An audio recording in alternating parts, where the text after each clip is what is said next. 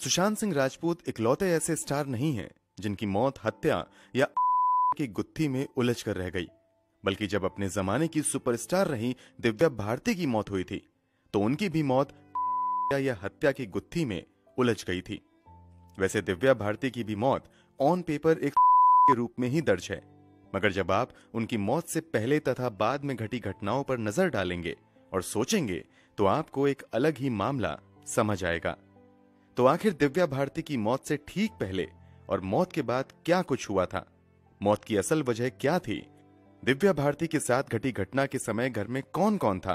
और दिव्या भारती की मौत को उनके पति साजिद नाडियावाला और अंडरवर्ल्ड की साजिश क्यों कहा जाता है? चलिए जानते हैं सब कुछ इस वीडियो में। दिव्या भारती की मौत के बारे में बात करने से पहले थोड़ा इनके शुरुआती सफर पर एक नजर डाल लेते हैं। दिव्या भारती का जन्म 25 फरवरी 1974 को मुंबई में हुआ था। इनके पिता का नाम ओम प्रकाश भारती तथा मां का नाम मीता भारती था। अपनी खूबसूरती और कमाल की अदाकारी के दम पर बहुत कम समय में बॉलीवुड में कामयाबी की बुलंदी पर पहुंचने वाली दिव्या भारती बचपन से ही बहुत ज्यादा खूबसूरत थीं। बचपन में इनकी खूबसूरती ऐसी थी कि एक पल तो लोगों के लिए यकीन करना भी मुश्किल होता था कि ये कोई डॉल नहीं बल्कि वास्तव में छोटी बच्ची हैं। बहुत कम उम्र में ही दिव्या भारती ने मॉडलिंग की दुनिया में कदम रख दिया था। जब इनकी उम्र 16 साल थी तभी इन पर एक दिन गोविंदा के भाई की नजर पड़ी और उन्होंने दिव्या भारती को अपनी फिल्म में लेने का फैसला किया। हालांकि किसी कारणवश ये डील फाइनल नहीं हो सकी।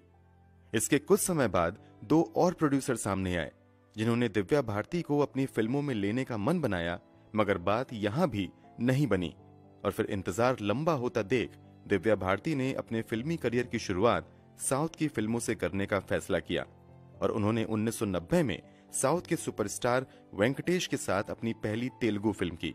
इस फिल्म का नाम बॉबीली राजा था। बॉक्स ऑफिस पर फिल्म बहुत ज्यादा कमाल तो नहीं कर पाई, मगर दिव्या भारती की खूबसूरती ने हर किसी का ध्यान अपनी ओर आकर्षित किया था।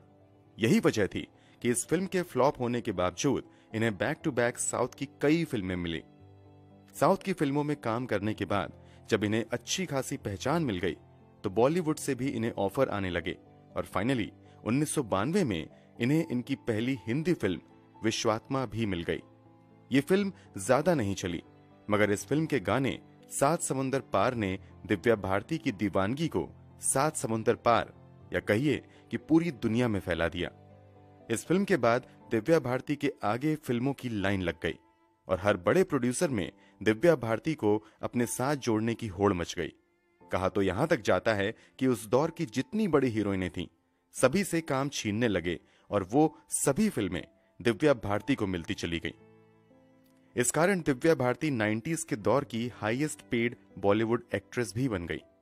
एक तरफ उनका फिल्मी करियर उड़ान भर रहा था तो दूसरी तरफ उनकी पर्सनल लाइफ में भी काफी बदलाव आ रहे थे।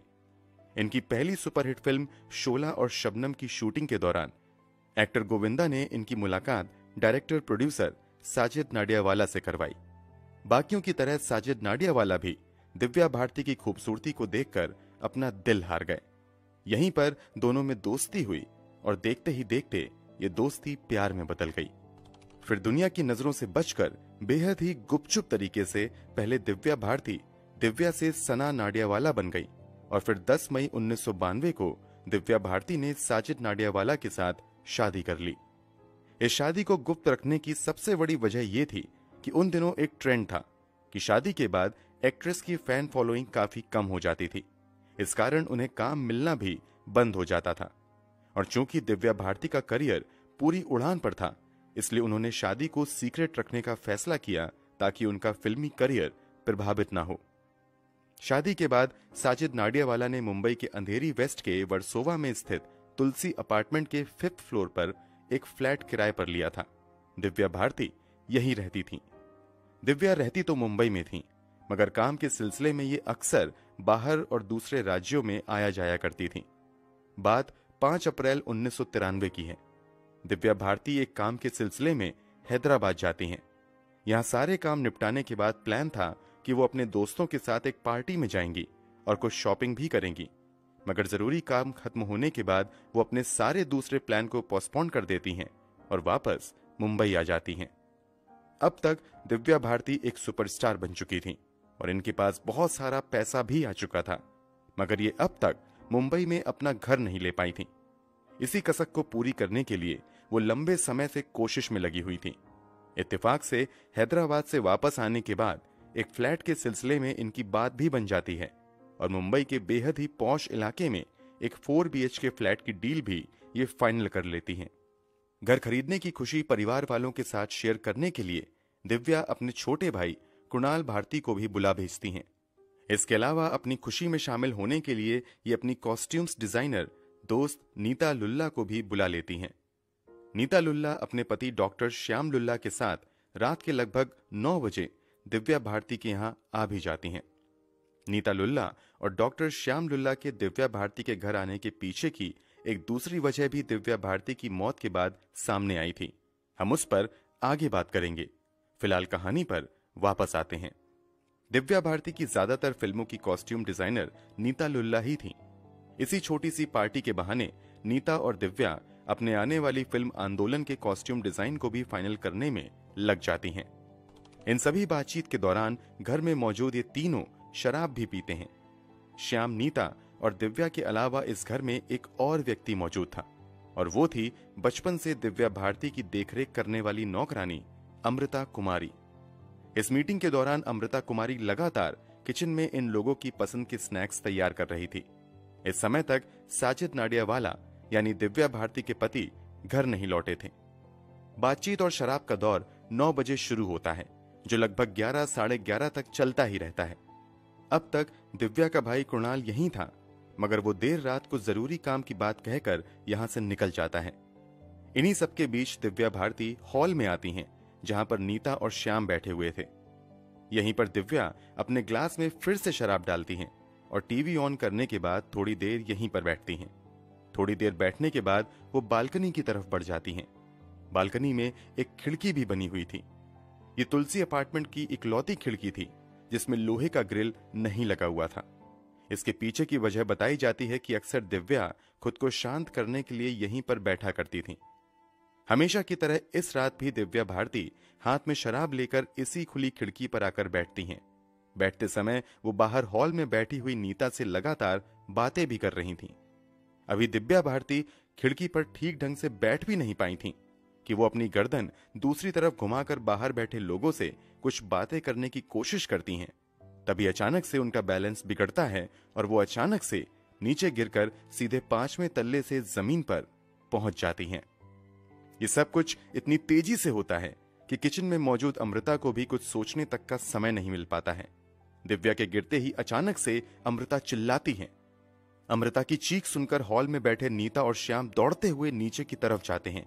इस चीख पुकार को सुनकर आसपास के फ्लैट में रहने वाले दूसरे लोग भी नीचे की तरफ भागते हैं। नीचे खून से लथपथ दिव्या बिल्कुल बेसुध पड़ी हुई थी। शरीर में किसी तरह की कोई हरकत नहीं हो रही थी, हालांकि सांसें अभी भी चल रही थीं। डॉक्टर श्याम लुल्ला दिव्या को वहां मौजूद दूसरे लोगों की मदद से तुरंत RN कपूर हॉस्पिटल लेकर जाते हैं। ये वही हॉस्पिटल है जहां अक्सर रहस्यमयी मौत मरने वाले अक्सर बॉलीवुड स्टार्स के शव लाए जाते हैं। इधर डॉक्टर श्याम की पत्नी नीता घर की नौकरानी अमृता के साथ वहां से कुछ ही दूरी पर स्थित दिव्या के माता पिता के घर इस बात की जानकारी देने चली जाती हैं कि दिव्या खिड़की से गिर गई हैं। अस्पताल पहुंचते ही दिव्या को डेड ऑन अराइवल यानी अस्पताल पहुंचते ही मृत घोषित कर दिया जाता है। महज 19 साल की उम्र में कमाल की अदाकारा दिव्या भारती दुनिया से चली जाती हैं। अब तक रात के लगभग 1:30 बज चुके थे। तब टेक्नोलॉजी इतनी एडवांस नहीं थी, इसलिए दिव्या की मौत की खबर लोगों तक नहीं पहुंच पाई थी। दिव्या का शव कैजुअल्टी वार्ड की एक ट्रॉली में रखा हुआ था। पास में ही दिव्या के पिता और भाई के अलावा कुछ चुनिंदा लोग भी खड़े हुए थे। दिव्या के पिता का रो रो कर बुरा हाल था। वो बस एक ही रट लगाए जा रहे थे कि उन्होंने मेरी बेटी को मार दिया है। पास में ही दिव्या का भाई कुणाल भी था, जो दिव्या की मौत से बस 10 मिनट पहले तक दिव्या के साथ ही था और नए घर खरीदने की खुशी में शामिल था। कमाल की बात तो ये थी कि दिव्या की मौत को कई घंटे बीत चुके थे, मगर दिव्या की मां का कहीं भी अता पता नहीं था, बल्कि वो रात के लगभग 3:45 बजे अस्पताल आती हैं। अस्पताल पहुंचने तक उन्हें इस बात की जानकारी नहीं थी कि उनकी बेटी अब इस दुनिया में नहीं है, बल्कि उन्हें बताया गया था कि वो गिर गई हैं और कुछ चोट आई है।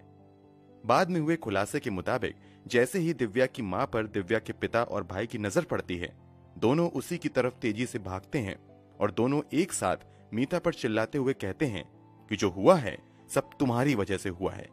मतलब दोनों दिव्या की मौत का जिम्मेदार दिव्या की मां को ही बता रहे थे। इन दोनों की चिल्लाने के बावजूद दिव्या की मां बिल्कुल खामोश रहती हैं और कोई जवाब नहीं देती हैं। इस बात का रहस्य आज तक कोई नहीं समझ पाया कि दिव्या की मौत के लिए दिव्या के पिता और भाई दिव्या की मां को क्यों तब जिम्मेदार ठहरा रहे थे और दिव्या की मां को अस्पताल आने में इतना लंबा समय कैसे लग गया। खैर, थोड़ी देर दिव्या की मां वहीं पर रुकती हैं और फिर थोड़ी देर बाद वहां से निकल जाती हैं। अब तक दिव्या के पति साजिद नाडियावाला को भी दिव्या की मौत की खबर हो चुकी थी। थोड़ी देर में साजिद भी अस्पताल पहुंच जाते हैं और सीधे उस वार्ड में जाते हैं जहां पर दिव्या के शव को रखा गया था। दिव्या को देखने के बाद साजिद बिल्कुल खामोश रहते हैं। वो किसी तरह से कुछ भी रिएक्ट नहीं कर पाते हैं और कुछ ही पल बाद नीचे गिरकर बेहोश हो जाते हैं। डॉक्टर के मुताबिक वो दिव्या की मौत के सदमे को बर्दाश्त नहीं कर पाते हैं, इसी वजह से शॉक की हालत में चले जाते हैं। साजिद की स्थिति भी तेजी से बिगड़ने लगती है और तत्काल उन्हें आईसीयू में एडमिट कराने की नौबत आ जाती है। थोड़ी देर बाद साजिद होश में आ जाते हैं, मगर उनका व्यवहार भयानक तरीके से बदलने लगता है और वो अजीब हरकतें करने लगते हैं। इस कारण अंत में उन्हें कुछ दवाई देकर डॉक्टर की निगरानी में ही सुलाया जाता है। तारीख बदलकर 6 अप्रैल 1993 हो चुकी थी। अब लगभग सुबह हो चुकी थी। दिव्या की मौत की खबर अब इंडस्ट्री से जुड़े लोगों तक भी पहुंच चुकी थी। दिव्या को देखने सबसे पहले आने वाले इंडस्ट्री से जुड़े लोगों में प्रहलाद नेहलानी थे, जो अपनी पत्नी और बेटे के साथ आए थे। इसके अलावा दिव्या को देखने सबसे पहले आने वाले चुनिंदा लोगों में सैफ अली खान, संजय कपूर, बोनी कपूर और गोविंदा इत्यादि शामिल थे।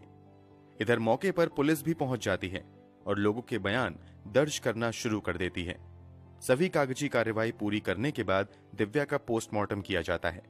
पोस्टमार्टम में खुलासा होता है कि ऊंचाई से गिरने की वजह से दिव्या के सर में काफी गहरी चोट आई थी। बहुत ज्यादा इंटरनल ब्लीडिंग हुई थी, इस कारण ही उनकी मौत हो गई। इसके अलावा जांघ की हड्डी भी बुरी तरीके से टूट चुकी थी। सभी जांच पड़ताल के बाद 7 अप्रैल 1993 को दिव्या का शव परिवार वालों को सौंप दिया जाता है।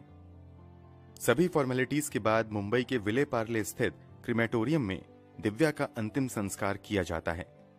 अंतिम संस्कार से जुड़ी रस्म को साजिद नाडियावाला पूरी करते हैं। दिव्या इस दुनिया से जा चुकी थी, मगर अपने पीछे सैकड़ों सवाल छोड़ गई थीं, जिसका जवाब हर कोई जानना चाह रहा था। सबसे बड़ा सवाल तो यही था कि दिव्या ने ऊपर से कूदकर सुसाइड कर लिया है या फिर उनकी साजिश के तहत हत्या की गई है। जब पुलिस ने लोगों से पूछताछ करना शुरू किया तो एक के बाद एक कई खुलासे होने शुरू हो गए। पुलिस ने सबसे पहले घर के अंदर मौजूद डॉक्टर श्याम लुल्ला और उनकी पत्नी नीता का बयान दर्ज किया था। दोनों अपने बयान में एक ही बात कहते हैं कि वो पक्के तौर पर नहीं कह सकते कि दिव्या ने जानबूझकर ऊपर से छलांग लगाई या फिर बैलेंस बिगड़ने की वजह से गलती से वो गिर गईं। कमाल की बात तो ये थी कि इस घर में इस हादसे के वक्त एक और सदस्य था, वो थी घर की नौकरानी अमृता। मगर पुलिस ने पहले अमृता का बयान लेना जरूरी नहीं समझा। इसके पीछे की वजह क्या थी, कोई नहीं जानता। इससे भी ज्यादा चौंकाने वाली बात तो ये थी कि दिव्या भारती की मौत के ठीक 1 महीने बाद अचानक से अमृता की भी मौत हो जाती है। कहा जाता है कि हार्ट अटैक की वजह से अमृता की मौत हो गई। खैर, पुलिस 4 साल तक इस मामले की जांच करती रहती है और फाइनली सभी संभावित एंगल से जांच करने के बाद पुलिस दिव्या भारती की मौत को क्लियर कट एक्सीडेंटल डेथ का मामला बताती है। पुलिस किसी भी तरीके की साजिश से इनकार करती है। पुलिस ने भले ही अपनी जांच में इसे एक हादसा बता दिया था, मगर बाद में कुछ अनऑफिशियल सोर्सेज से कई चौंकाने वाले खुलासे हुए। एक दावा किया गया कि जब दिव्या हैदराबाद से वापस आती हैं, तो वहां से वो एक दोस्त की पार्टी में जाती हैं। वहां वो बहुत ज्यादा शराब पीती हैं और फिर नशे में ही घर वापस आती हैं। यहां साजिद से उनकी काफी लड़ाई हो जाती है। लड़ाई के दौरान साजिद घर से निकलने लगता है। इस पर दिव्या कहती हैं कि अगर तुम 10 मिनट में वापस नहीं आए तो फिर तुम मुझे कभी नहीं देख पाओगे। साजिद काफी देर तक वापस नहीं आते हैं और फिर दिव्या के मौत की खबर आती है। दिव्या की करीबी रही एक और दोस्त ने अनऑफिशियल तरीके से दावा किया था कि दिव्या की मौत से पहले किसी बात को लेकर दिव्या और साजिद में काफी ज्यादा लड़ाई होती है। उन दिनों दिव्या सीवियर डिप्रेशन से भी जूझ रही थी। इस कारण लड़ाई के दौरान दिव्या काफी एग्रेसिव होने लगती हैं। बात बढ़ता देख साजिद डॉक्टर श्याम लुल्ला को तुरंत फोन करके बुलाते हैं। डॉक्टर श्याम अपनी पत्नी नीता के साथ आते हैं। जब दोनों पति पत्नी साजिद के यहाँ पहुंचते हैं तब भी दिव्या और साजिद लड़ रहे थे। दिव्या का भाई कृणाल भी वहीं पर मौजूद था। दोनों के बीच हो रही लड़ाई को देखते हुए श्याम तुरंत साजिद को घर से बाहर जाने के लिए कहता है। डॉक्टर श्याम के कहने पर साजिद वहां से निकल जाता है। इसके बाद श्याम, नीता और दिव्या मिलकर शराब पीते हैं, टीवी देखते हैं और इसी सब के दौरान सब कुछ शांत होने के बाद दिव्या बालकनी की तरफ बढ़ जाती हैं। यहीं पर वो खिड़की पर बैठने की कोशिश करती हैं और नीचे गिर जाती हैं, जिससे उनकी मौत हो जाती है। अब चलिए उस पॉइंट पर आते हैं जो दिव्या की मौत को रहस्यमयी बनाता है। जिस खिड़की से दिव्या भारती गिरी थी उसके नीचे पार्किंग हुआ करता था। वहां पर अक्सर कोई ना कोई गाड़ी खड़ी रहती थी, मगर जब दिव्या भारती खिड़की से गिरी तो वहां पर कोई गाड़ी नहीं थी। इस कारण दिव्या सीधे नीचे कंक्रीट से बनी जमीन पर गिरी और उनकी मौत हो गई। उस रात वहां पर गाड़ी का ना होना क्या महज इत्तेफाक था? आज तक इसका स्पष्ट जवाब नहीं मिल पाया है। जैसा कि वीडियो में थोड़ी देर पहले हमने आपको बताया कि एक तो दिव्या की मां दिव्या की मौत के कई घंटों बाद अस्पताल पहुंचती हैं, और जब वो अस्पताल पहुंची तो दिव्या के भाई और पिता ने दिव्या की मौत के लिए दिव्या की मां को ही जिम्मेदार बताना शुरू कर दिया था। उन तीनों के इस व्यवहार के पीछे का रहस्य क्या था, आज तक उजागर नहीं हो पाया है। दिव्या की मौत के समय उस घर में मौजूद नौकरानी अमृता का बयान लेने में समय क्यों लगाया गया, इसका भी स्पष्ट जवाब आज तक नहीं मिल पाया। अमृता की 1 महीने बाद हार्ट अटैक से मौत क्या वास्तव में हार्ट अटैक से ही थी? अमृता की मौत ने भी दिव्या की मौत को रहस्यमयी बना दिया। कहा जाता है कि अमृता ने दावा किया था कि उस बिल्डिंग के सभी अपार्टमेंट की खिड़कियों में ऑटो स्टॉपर लगा हुआ था। यहां तक कि जिस खिड़की पर दिव्या बैठी हुई थी उस पर भी एक ऑटो स्टॉपर हुआ करता था, मगर बाद में आगे की जांच में खुलासा हुआ कि वहां से ऑटो स्टॉपर गायब था। इस खुलासे ने भी दिव्या की मौत को थोड़ा रहस्यमयी बनाया। क्या किसी ने साजिश के तहत ऑटो स्टॉपर वहां से गायब कर दिया था? एक दावा किया जाता है कि दिव्या की मौत के पीछे अंडरवर्ल्ड की साजिश हो सकती है। इस दावे के पीछे बहुत ज्यादा एक्सप्लेनेशन तो नहीं है, मगर कहा जाता है कि उन दिनों अंडरवर्ल्ड के बड़े खिलाड़ियों तथा साजिद नाडियावाला में काफी करीबी रिश्ते थे। अंडरवर्ल्ड का काफी पैसा बॉलीवुड में भी लगा हुआ था और वो बड़े बड़े एक्टर और एक्ट्रेस के काम में सीधा दखल देते थे। कुछ दावों के मुताबिक अंडरवर्ल्ड से जुड़े लोगों ने दिव्या भारती पर भी दबाव बनाना शुरू कर दिया था, मगर दिव्या भारती उन लोगों की मर्जी के मुताबिक कुछ भी करने से मना करने लगी। बस इसी वजह से दिव्या भारती को साजिश के तहत खत्म कर दिया गया। साजिश नाडियावाला पर एक समय दाऊद इब्राहिम समेत अंडरवर्ल्ड के दूसरे डॉन से जुड़े होने का आरोप लगा था। यहां तक कि टी सीरीज के फाउंडर गुलशन कुमार के मर्डर के बाद बाल ठाकरे तक ने दावा किया था कि 3 लोग बॉलीवुड से हैं जिनका सीधा संबंध दाऊद इब्राहिम के गैंग से है, और उसी ने गुलशन कुमार को मरवाने में अहम भूमिका निभाई है। कथित तौर पर उन 3 लोगों में साजिद नाडियावाला का नाम आया था। दावों के मुताबिक साजिद से इस सिलसिले में कई बार पुलिस ने पूछताछ भी की थी, हालांकि ये आरोप कभी साबित नहीं हो सके। कुल मिलाकर कई दावों और अफवाहों के बीच दिव्या भारती की भी मौत या फिर मर्डर की थ्योरी में उलझ कर रह गई। दोस्तों, वैसे तो पुलिस रिकॉर्ड के मुताबिक दिव्या की मौत क्लियर कट एक्सीडेंटल डेथ का मामला है, मगर आपको क्या लगता है, दिव्या की मौत के पीछे किसी की साजिश हो सकती है या फिर ये एक्सीडेंटल डेथ का ही मामला था? कमेंट बॉक्स में जरूर बताएं। अगर आपको हमारी मेहनत पसंद आई हो तो इस वीडियो को लाइक करते हुए शेयर भी करें।